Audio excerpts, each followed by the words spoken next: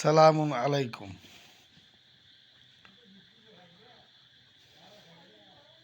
আমরা প্রতিটা মানুষ, প্রতিটা মুসলিম হেদায়েতের সন্ধানে ব্যস্ত।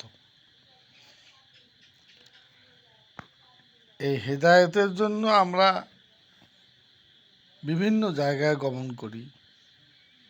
মাদ্রাসা, মসজিদ, খানকা, পীরের দরগা, বিভিন্ন জায়গায় যাই। কোনো আলেম, কোনো জ্ঞানী ব্যক্তির কাছে যাই। কিন্তু কোরআন পাঠ করে আমি যেটা বুঝতে পারলাম সেটা হলো আল্লাহ বলছেন ভিন্ন কথা।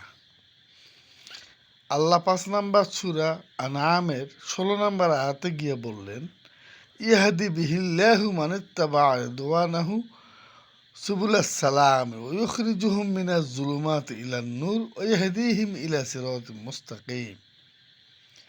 যারা আল্লাহর সন্তুষ্টি কামনা করে,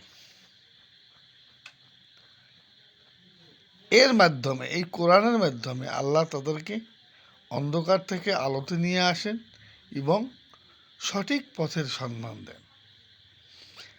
তাহলে বিষয়টা কেমন হয়ে গেল না? আল্লাহ যেখানে বললেন কোরআনের মাধ্যমে, মাধ্যমটা হচ্ছে কোরআন, আর আমরা মাধ্যম খুঁজি এখানে সেখানে। আমাদের মাধ্যমের কোনো শেষ নাই। আর আল্লাহ বললেন এই কোরআনের মাধ্যমেই আল্লাহ মানুষকে পথ দেখাবেন। সূরা নাম্বার ৫ আয়াত নাম্বার ১৬ দেখে একটু মিলাই নেবেন দয়া করে।